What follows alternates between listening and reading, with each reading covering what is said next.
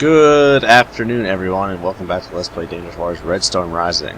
Alright, the name of the game for this mission is Holddown exercise. We are to locate a Soviet Kilo submarine, and once we locate it, we're supposed to hold within 3 nautical miles of its position until it decides to surface. So that's the name of the game of this Holddown exercise. We're trying to force a sub to the surface. So let's get to it here. Alright, let's get the helo up. It's going to take forever to do. But we can start getting the helo on alert status. Let's see here. Okay, well, we're not really. The kilo's not really going to be shooting at us, so we're not supposed to be shooting at the kilo. So I don't really know if I'm expecting any airborne threats. So I might try and hold some MCOM here right now, which means emission control, which means no radars of any kind or active sonars. So let's see here. Do we have the toad streamed? Indeed, we do. Okay, let's see if we're getting anything on the toad then. Alright, I'm not the best at using the Perry's toad, because of all the time I spent playing this game, I really haven't looked up on this stuff that much, and I've never really tried to figure it out. It's kind of confusing for me, but this is not a submarine here, that's us. If I mark that, TAO, sonar soup, new passive track. See, it's just like, it's identically like on either side of the toad, like from behind us, so, I mean, it's us, so. 0, 3. General quarters, all hands man your battle station. Alrighty then. I think that was because I was detecting myself, and Oliver has repairs sound like Los Angeles's, so I guess that's why I was doing that. But that is, see, like, I don't even know where the hell I'm supposed to be using like TPK around here or anything. So I don't know how any of this stuff works exactly. This towed array stuff, well, I guess I should figure it out, huh?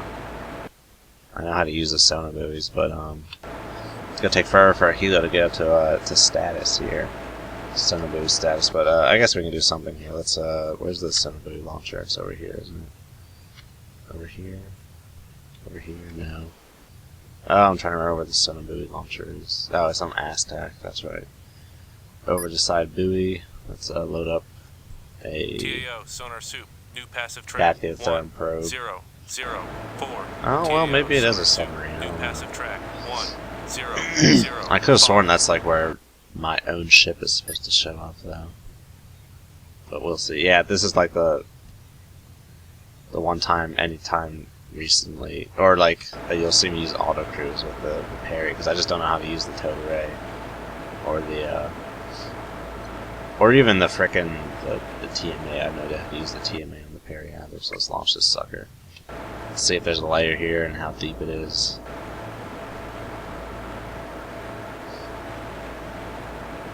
But yeah. Let's see. Where can I find out? See, and then this doesn't even change anything, long or short time scale. Our total rate is out, isn't it? Yeah. So, okay, turn yourself off here, and we're going to try and figure out what's going on. Yeah, see, look, Oliver has Perry. That's what we're picking up, and that's what I am. But yeah, this is cool. It shows the heading of the array, which I guess is like where it's supposed to be coming from, I suppose. This happens to be the same as our ship. Beam. I don't know what that means. God, I feel like such a noob right now. And then the array depth is obviously the depth of the array. I also thought that was pretty cool. So if you were to go like really slow, you could probably let the towed array just like dip down beneath the layer. Let's see if there's any people down there. What is a PFG-2? I don't know what a PFG-2 is. USA. Russia. I don't know what a PFG-2 is supposed to be. But this thing isn't really the best for like looking for something like that, so I'm just going to whip out my handy dandy sonar profiles packet here and see if I can find out what the hell a PFG is supposed to be.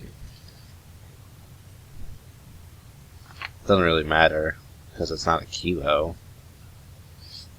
But I'm still curious as to what a PFG is. PFG-2. Oh, okay. I think it's the Taiwanese version of an Oliver Hazard Perry. Check it out. So Taiwan PFG2. Yep, it is. Very well, so yeah, what we're picking up is ourselves. Okay, this buoy is out here. It's probably hot, so we can turn it on. I've never really done a sonobuoy kind of tutorial, but I have been figuring it out lately. No, we want this on. We want both of these on ship mode. Yeah, my friend and I have been messing around with playing multiplayer. We've been playing as Helos and P3s lately. So the layer depth is at 300 feet. So the keel could be beneath the layer. And that might be why we're not hearing it, because the towed rate is beneath the layer here. But yeah, this is... I've never seen like a sound curve that looks like this before, so... The mission programmer probably implemented a sound curve that's different from like the stock ones that they normally put in. Cool, alright. So we can go ahead and scull that dude right now. We don't really need him anymore. Let's... Should I try and launch some buoys? I don't know. We're not really that close to the submarine. I don't know if we are that close to the submarine. Some of the buoys have a shorter range than my passive sonar suite should have. Yeah, it's gonna take forever. So I might just like try and speed up time and wait for this helo to get to alert status here. Yeah, let's go ahead and do that. What else is I gonna check out right now? Let's see if anything's on the passive on this. Nope. And of course you could go active, but that is just not good practice to go active unless you utterly have to. Like, going active is something you do like once you've gotten a triangulation with the passive sonobuoys. You might use an active sonobuoy to really hone in on this position and get a good solution before firing.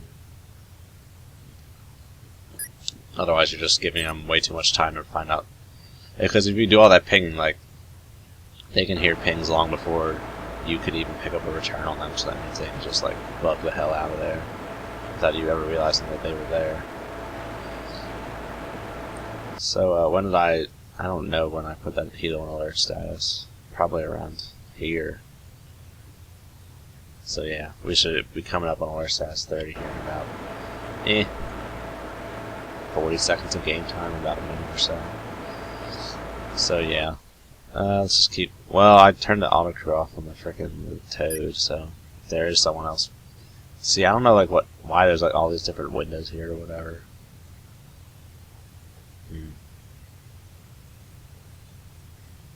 I think these are like different quadrants of the Toad or something, because the cursor beam is changing as I go over these things, which is interesting. So I don't know. It might just be like the Toad array is so big that it might just be like different sensors along the length of the Toad, because it is like 3,000 feet long. So I'm assuming that means feet, and this is, if it was yards, that's even longer. But I think it's 3,000 feet. I don't think it's 3,000 yards. That would be really insane. 3,000 yards is almost 2 miles. 3,000 feet is like 6/10 of a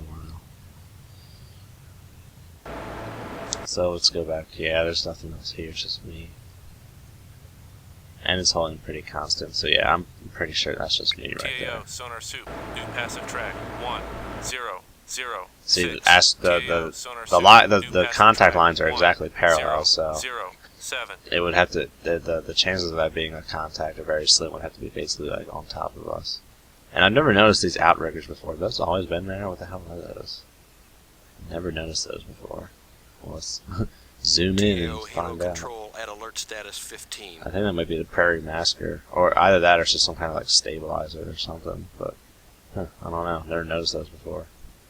Interesting. All right. Well, the helo's at alert status 15, which is very good. My two zoomed in here now. I think perfect. Now, alert status 5 does tend to take about 10 minutes, and not really 5 minutes. But once we get this helo up, we can start doing some helo sonobuoying, which is a lot. Really increases the range of us. I'm going to slow down to 5 knots here. Well, let's keep the speed up for the time being so we can launch the helo. Alright, let's set a green deck here and launch the helo. And that, I think it takes about 5 minutes too for the helo to launch. And I've lost my FPS tracker. I hope it's still there. I don't know, I don't see it anymore. Well, I'm hoping it's still recording. I hope. Fuck. That would suck if it wasn't. bridge, helo control. Helo away. But I haven't pressed anything since I started recording, so I have faith that it's still recording. Okay, let's go out here and set Helo link some established. buoy picket lines for the helo here. Alrighty, so the layer is kind of shallow. It's kind Roger, of out. something. We're going to use some defar shallows here.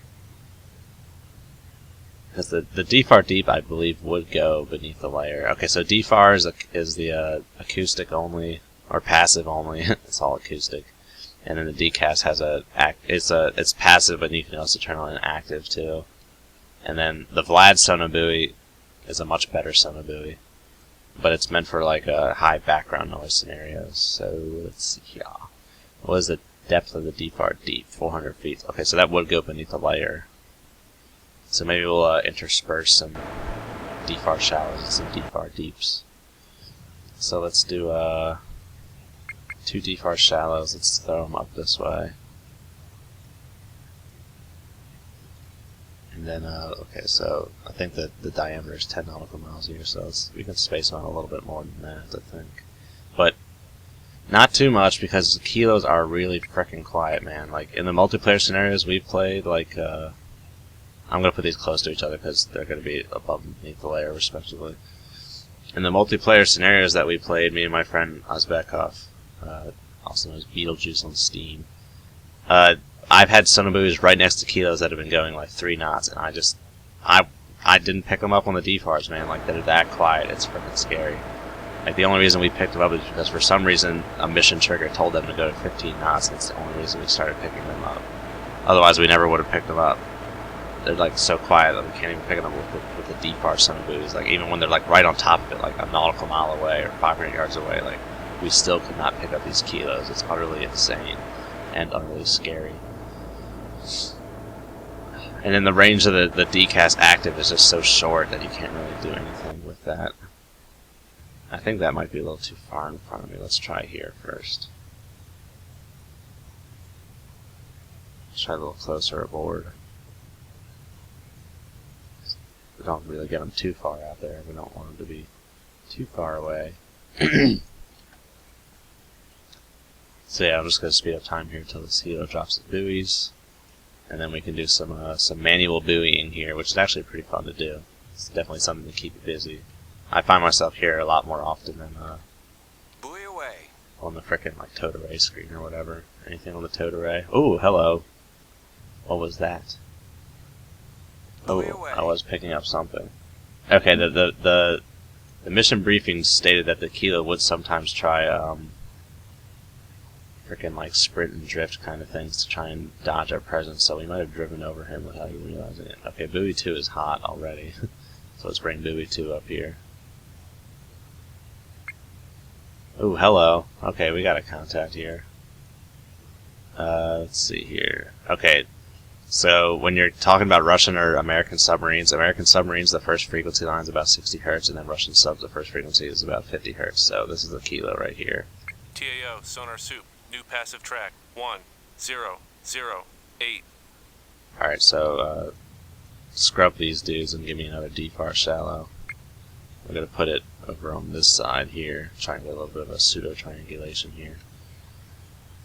But yeah, and then there's the frequency alert is down here, and we can turn this on just to show you what it would be like. Don't do it for the first 2 frequencies, because those are so common that it'll go off with all kinds of stuff. You want to wait till like the 3rd or 4th frequency of a contact. So if I go back to my frequency sheet here, the kilo, the 2nd and 3rd frequencies are 340 and 1050. Now you could use the 5th frequency, but it's really hard to ever see that 5th frequency. You really do have to be kind of close. What was the second one again? 1050? Yes, it was. So I turn these on, and they're about to both like blare off as soon as I enable these.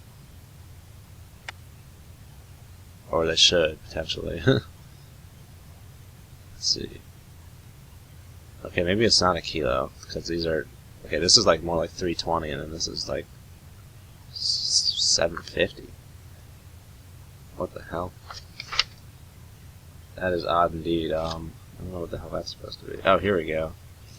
320 and 750. That is like a surface ship type of frequency spectrum. That's interesting. Oh, well, I'm looking at the wrong thing. That's me. Okay, so this guy over here is about, yeah, but that's still about 320, and this is like over like 950 or 960 over here. That's not close enough to be a kilo, so what the hell is that?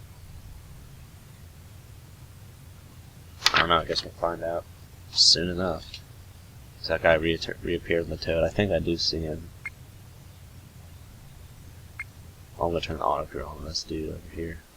Okay, let's bring up buoy 3. He's picking him up too.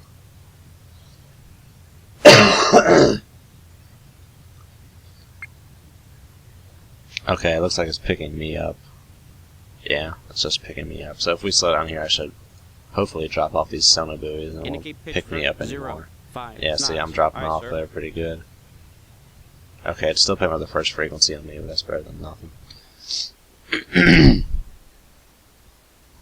So you know what? Let's turn this way. Come right to course 098. Start kind of heading for this kilo here, because we do have to get within 3 nautical miles of range of it.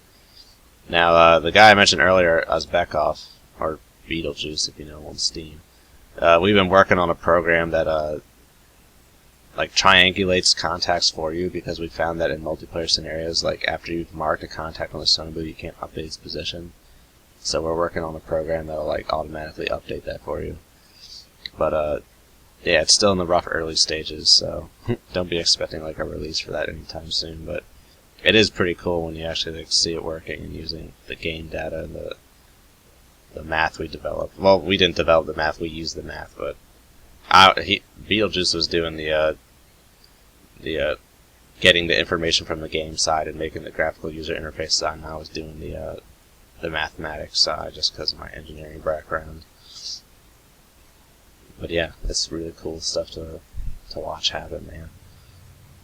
Yeah, so if you're really like working on a contract that's going kind of fast and trying to do triangulations, you kind of have to like end up doing it yourself, because it won't let you update these frequency or these contact lines. And then even after we dropped them, it still wouldn't update them. So the ultimate goal is to have this program be able to enter manual solutions at the approximate triangulation of a sub to really hone in on its position and keep a constant triangulation going.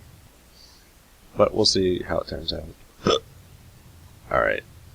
Now, if these sonar buoys were too far away, like if they were out here, we'd have to change these to air receiver mode so the helo could stream them back to us, because we wouldn't be picking them up otherwise. But yeah, this dude is still here, bearing 157. So he's moving west a little bit, according to this. Excuse me, I'm still getting over my flu. I'm trying to remember to edit those out. But yeah, it does take a while for these buoys to come up. I'm going to scuttle buoy 3 here. Let's go to channel 4. Connection established, waiting for that. It does take a little bit for them to warm up and get to their depth or whatever. So we'll speed up time until that happens. There we go. And there's Mr. Kilo again. Ooh, not as far east or west as I thought. Track 1-0-0-9. Alright, let's get Hilo 1 to drop another DFAR shallow. Right about here. That should give us a good triangulation here, but I'm going to come right to about 135. Come right to course 130. Aye, sir. And I might start bringing in the... see, as you can see from going 9 to 5 knots, we've quieted down a lot. See, that's us right there. But we're not picking up... I'm pretty sure that was the Kilo back there that we were picking up, but we're not picking them up anymore. So yeah, let's get the Hilo to drop another sonar buoy out here. TAO sonar soup. New Ooh. passive track 1-0-1-0. One more picking TAO up sonar here. soup. New passive track. Ooh, 1, I seem to be 0, picking up the 1, Kilo here. 1. I'm gonna wait for buoy on channel 5 to get hot here. Oh, whoa, hello. Lost him on the buoys. Did he go deep? He might have gone beneath the layer. Well, shit. Here, drop it. Okay, we need to drop a deep buoy then. I might even be able to pick up the Kilo from here. But now we'll get the Hilo to drop a deep buoy. Can I get to the Hilo screen, please? Yes, thank you. DFAR deep, select. Right over here. Right down this line of bearing. To the Kilo. Or whatever the hell it is, I don't know. TAO, sonar soup. Bearing ambiguity Yeah, this is where the resolved for kilo track is over 1, here. 0, 1, And he seems to 0. be maneuvering. Let's go to buoy channel 5. Buoy away. I'm still not picking him up on buoy 3 or 4. I'm only seeing myself here. Oh yeah, if you change to another station while you're waiting for this to come up, then it won't really show. Okay, I can change the mode on this column here. Let's go to this column. Channel 5, mode. There's the kilo right there. So yeah, see, it's deep.